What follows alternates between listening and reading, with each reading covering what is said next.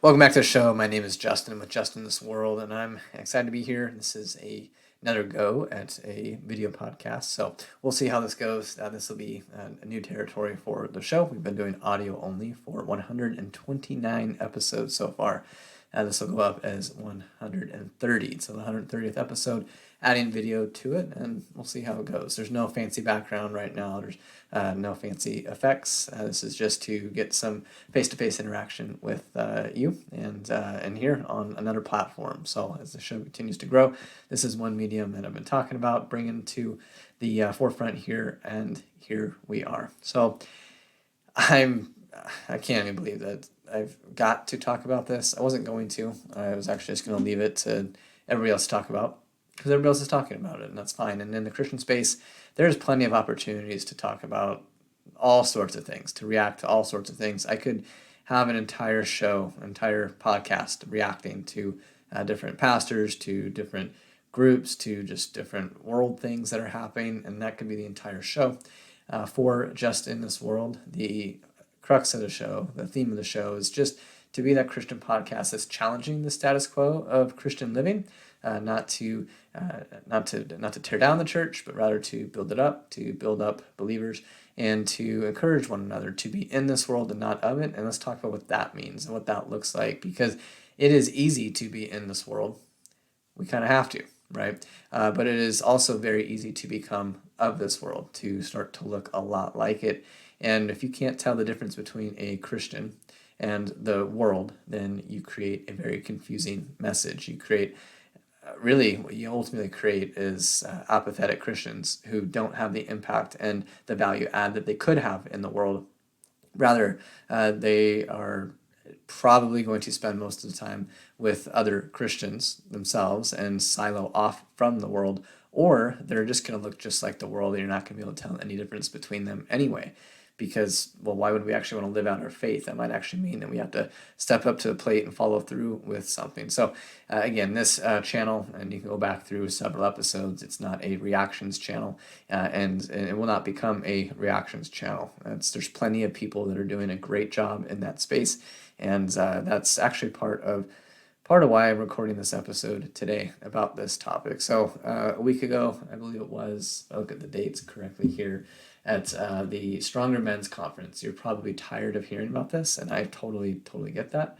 And I'm tired of actually hearing about it myself. So my take and my response here is a bit different, and my thoughts here are a bit different than what I've been seeing as far as the reactions go. So perhaps this will be a different perspective here. But ultimately, this conference, Mark Driscoll, love him or not, he called out when he was on stage the opening act and was chastised for doing so, removed from stage, and there's a whole bunch of drama around that. Was the way that he went about it correct? I mean, probably not. I get where he's coming from, and I can totally understand that point there that he was making. And I think that's a reasonable point to feel inclined to make. The theme and the manner at which the point was made, probably not the best matter. There's this thing called tone, tact, and timing. The tone, I think he had the right tone. The tact is probably questionable, and the timing is definitely not ideal when he had an opportunity to treat it otherwise. Now, there's been a lot of back and forth about this. There's been a lot of drama that has come from this, and it's sad. It's sad to see the drama. It's sad to see the back and forth, and it's sad to see this become such a controversial issue. And I'm seeing a lot of conversation happening that seems to be missing the point of why the conversation's happening in the first place. It's almost as though this is, the tabloid news that we try to avoid, say, from the world. We're just bringing it right into the Christian public square. And it hasn't had the most fruitful results, to be completely honest. So why am I talking about it? That's an excellent question. I want to talk about this for two reasons. This is a men's conference, and we need men to step up to the plate. We need men to rise to the occasion, and we need men to seek what God has called them to do in this life. And no matter what role, no matter what job you have, men have a responsibility. They're created for a purpose. Now, women are created for a purpose too, and we all have a purpose. I'm not saying that this is every man's purpose versus every woman's purpose. Naturally, we as men have an innate drive towards certain things and certain proclivities, and that's just reality. And so do women, and together we do some amazing things, and it's absolutely awesome to see that union together, working together. And it's just cool. Everybody's got their strengths, everybody's got their differences, and everybody's got their weaknesses. And one of our weaknesses as a society is our desire and need to be constantly entertained. Now, from a conference standpoint, a gathering of men, if this is an outreach sort of a deal and you want to draw people, I get the desire to do something crazy. I get the desire to have a monster truck. I get the desire to have a circus act to maybe open the show or open the conference or be an intermission or whatever it is. The problem is what we have in this world is that desire for entertainment, like I mentioned, but we also can't seem to do without entertainment, period. And we look at what we can do from a marketing perspective to draw eyes and draw an audience and draw numbers, and then we hope that the performance is enough to maybe change some hearts and change some lives, when the truth of the matter is it's not us that are doing the heart changing anyways. Sure, we can be part of that journey, but God's the only one who's going to change a heart. And if you draw people to a conference, a church service, whatever it might be, through entertainment, through pleasure, through pleasing the eye, then are you setting them up for perhaps missing the point altogether? Should our invitation be more about what God's done in our lives and in our hearts and what He's done through us? Perhaps the gospel message itself, perhaps truth itself. Should that be more of the invitation? Then, hey, you got to come to this cool conference. There's gonna be some great speakers, and we have a big performance, and this, that, and the other thing. And I get it. I get it. We want to do these big events. We want to do these big shows. We want to do these big things, and we want to draw people in, and we want to have packed churches and get the most people in those seats as we possibly can. But at the end of the day, it's absolutely pointless if there's no change, if there's no impact, and if there's no growth in people's individual lives and relationships with Jesus. There's no point. All it is just entertainment that maybe doesn't have profanity in it, or sexual allusions, or whatever else perhaps you might expect from the world. We just don't see that, so it's clean. It's clean entertainment, right? And that's probably not the generation of men that we want to raise. A generation of men that just needs to be entertained. Now, what I'm not saying is that in these conferences like this one that we're talking about, this was at the let me make sure I get the church right here. I don't want to start misquoting stuff because I know that won't go well. This was for the James River Church in Missouri, and this specific conference that we're talking about is the Stronger Men's Conference. What I am not saying is that these conferences are absolutely fruitless. I'm not saying that. I don't want to say that because I do know and I do believe that there could be somebody that goes to a conference like this, and perhaps they weren't going to go. Perhaps they weren't going to go, and maybe it was the entertainment piece of it that drew them. Oh, that would be cool. Oh, yeah, I want to go see that. Maybe. I'm inclined to think that person that experiences the heart change at such conference probably had an inkling, had a yearning to go without needing that entertainment piece added to it. I can't speak to fact on that, but I know for the heart of a man, when a man wants to change, wants to grow, wants to start doing something a bit different than what perhaps he's been doing for majority of his life, or maybe just the last few years, there's something stirs inside that heart. There's a stirring, there's a yearning, and there's a response to that. And having an avenue and kind of a place to go for that, such as a conference, man, that could be amazing. That could be absolutely incredible for somebody, and that could be the thing that they need to be at. There could be something that is said from stage in one of the sermons that just clicks, and it just makes sense. So I'm not anti-conference, and I'm not anti-entertainment either. What I am, and what I think that we should be aware of is how quickly we'll run to the gimmicks and the tricks as opposed to leaning on the strength of the gospel. The gospel is enough. God is enough. There's nothing that we can add to sweeten the deal, to incentivize and to make it better that changes or alters or impacts the gospel itself. There just isn't. It doesn't need us. It doesn't need us to make it more fluffy, or actually it really doesn't need that, but it doesn't need our addition to it. It needs our obedience. The gospel is about our obedience as Christians to what we've been called to do. Now, a conference that is focused on challenging men to see and understand why God created men, and to perhaps step into the calling that they have that they haven't, and that they've been pushing off and hiding from, or looking to get away from, then yes, there could be some extreme value in here. Now, this debacle that we've seen in the last week, it's been interesting, because as I'm reading this article here with some quotes and some conversation here, the big deal and the big concern was the sword swallowing act by somebody who is a former performer of the male stripper variety, as I'm understanding this. Extremely fit, incredibly strong, and is now married to a woman, living a life claiming that he is an Orthodox Christian.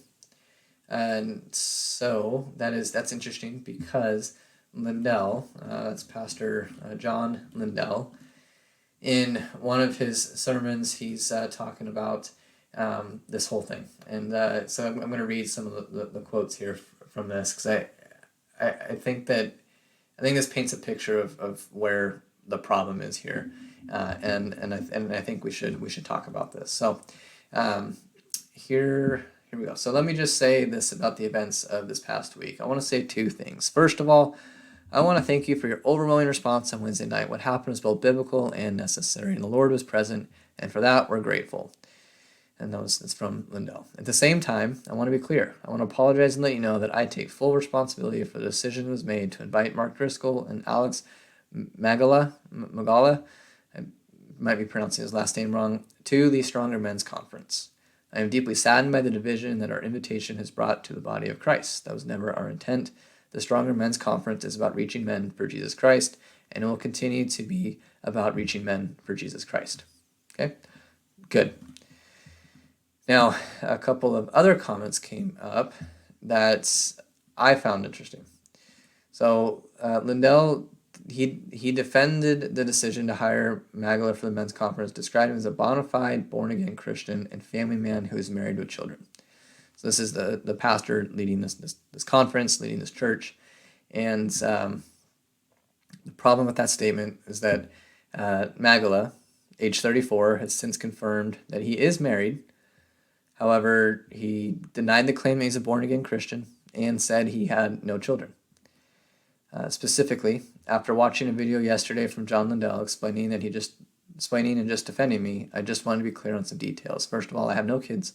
I have a family. I have no kids yet, so that's number one.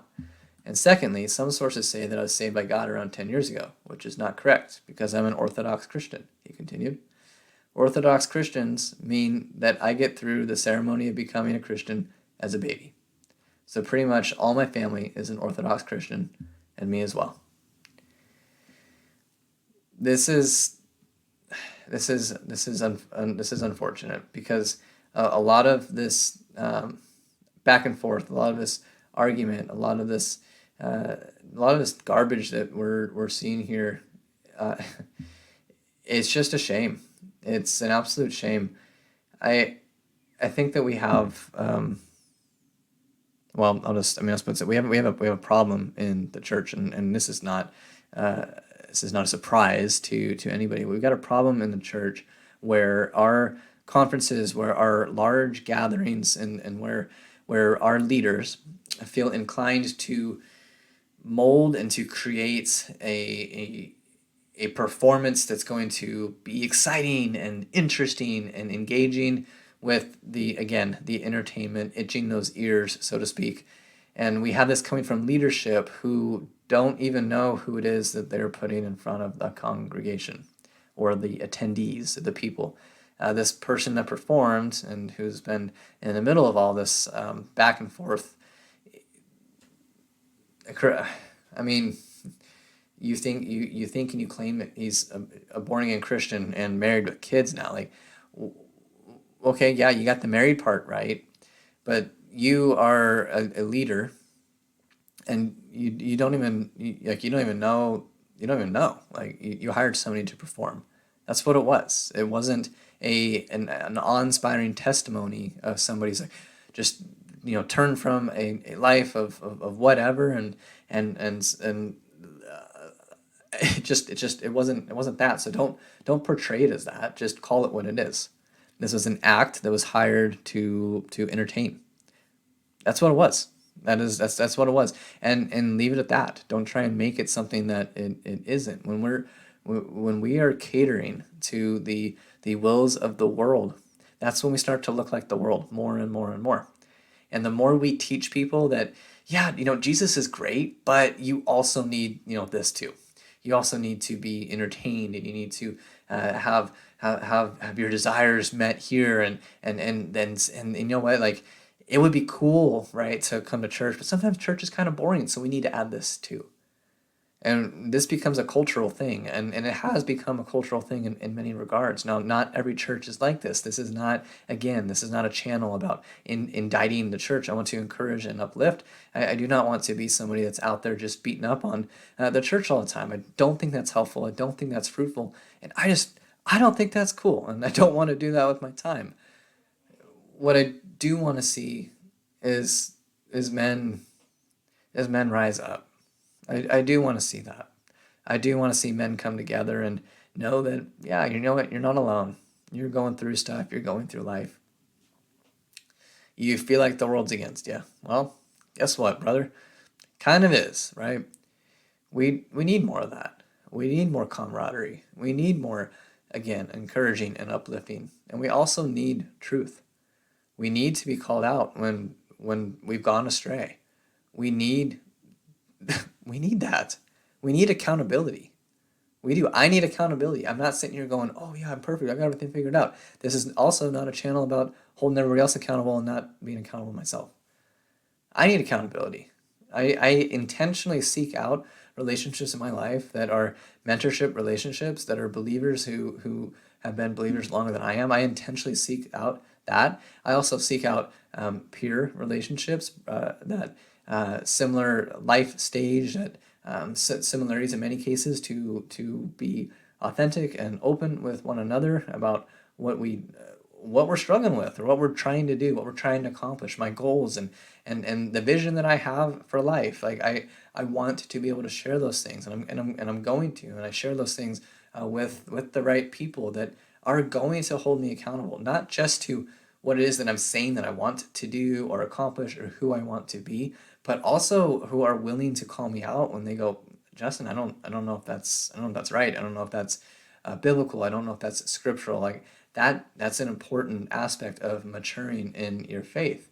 The Justin of today is different than the Justin of 10 years ago. Very much so.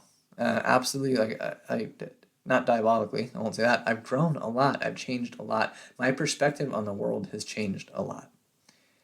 And so it's important that men and women, I'm talking to everybody here, it's important that we recognize our association. We recognize the company that we keep and the company that we seek influence and perspective from. It's important that we take consideration of that. And it's important that we pay attention to our leadership and those around us as well. I don't know that it was Pastor John Lindell's responsibility, I should say, to hire this individual. And at the end of the day, there may be absolutely nothing wrong with hiring this individual for a performance at all. But the story that was perhaps reached him, maybe that was incorrect. Maybe the way that this came about was incorrect. At the end of the day, a conference like this is not put on by just one person. It takes a team. And at the end of the day, there's a lack of accountability with this team in understanding this story here and what was happening.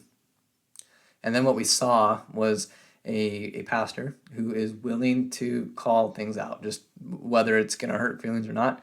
Again, tone, tact, and timing, not always the best thing on Pastor Mark Driscoll's repertoire. But at the same time, I will not lie to anybody here. There are several sermons, several messages, and several perspectives that I have actually appreciated and learned a lot from Mark Driscoll on over the years. I was not a avid attendee of Mars Hill Church. I went a few times. I don't know. I was busy with other things, and I had my own community and my own church. I didn't feel a need to leave that to go there. And when all that fell apart and this, that, and the other thing happened, that was interesting. And I think that people learn and people grow. I don't know him personally, but I've seen several clips and perspectives on a lot of things that honestly, I mean, I'm inclined to agree with much. But you can pick and choose, and you can take bits and pieces of things without taking everything. And so in that same vein, I just don't know. I can't personally speak to that. I can't personally speak to whether or not whether or not he should have even been at the conference. Like I don't know. That's somewhat what I'm hearing and what I'm reading here is, oh, maybe we shouldn't have invited him at all. I don't know that that's the right thing either. Was the tone, tact, and timing of the call-outs from stage correct? Maybe. I can see the desire to do that. I don't know that was the most respectful and responsible way to go about it. But then, again, I'm not sitting here to react to the whole situation. I'm going to speak to what I've seen. What I've seen is a whole lot of he said, this, that, the other thing. He said this, he said that. I have seen a whole lot of inaccuracy in people's. I mean, just read some right then and there. Like it's unprofessional, and it's frustrating. It's frustrating because we should have a higher standard than this. We should take more care with the events that we put on and the things that we host, the people that we hire, the conversations that we have, our willingness to talk to our brother when there's a problem, and then if he's not willing to listen, then approach him with another brother, and if he's still not willing to listen, then bring it before the church. Now the context there is, I think, a little bit different than in this situation specifically, but at the end of the day, it's tough not to say that there wasn't just some desire to get some clout points and some media points for a call out on stage. Like, of course, why not in front of a bunch of people? That's going to get eyes and attention. So there's a lot of that going on. But ultimately, this probably just shouldn't have happened in the first place. We've got to stop leaning so much on entertainment and cleverness and start leaning more on the truth, the gospel, and accepting the fact that we can get as witty as we want to, as absolutely witty as we want to. But people are going to be reached when we're willing to say hi, when we're willing to start a conversation and build a relationship with people, when you're willing to share what Jesus has done in your heart, in your life, when you're willing to share the truth. That's when you'll see change. You'll see the light bulb go on in people's lives. But our goal of getting attention and getting eyes and getting the entertainment handled so that we can draw people in and then hit them with the right message and word the perfectly crafted sermon to really get at those heartstrings and invoke that emotional response to change. That sounds and seems to be awfully unproductive. Can there be some results? Sure. Encouraging and uplifting one another? Absolutely. Great setting for that. But let's not lean on entertainment to change lives, to change hearts. Let's lean on Jesus. Let's lean on Jesus to change the hearts. So I'm going to wrap it up. Now, catch you on the next episode. Next episode will go live, actually tomorrow from when you're hearing this for the first time. If you're not hearing this for the first time, or you're not hearing this on the day it's uploaded, then there is other episodes for you to catch up on. But with that, my name is Justin. If you got any value out of this, like the show, leave a comment below, depending on your platform, leave a review, like it. All of those things are welcome, and share the show, continue the conversation, and let's be Christians in this world, not of this world, challenging the status quo of Christian living.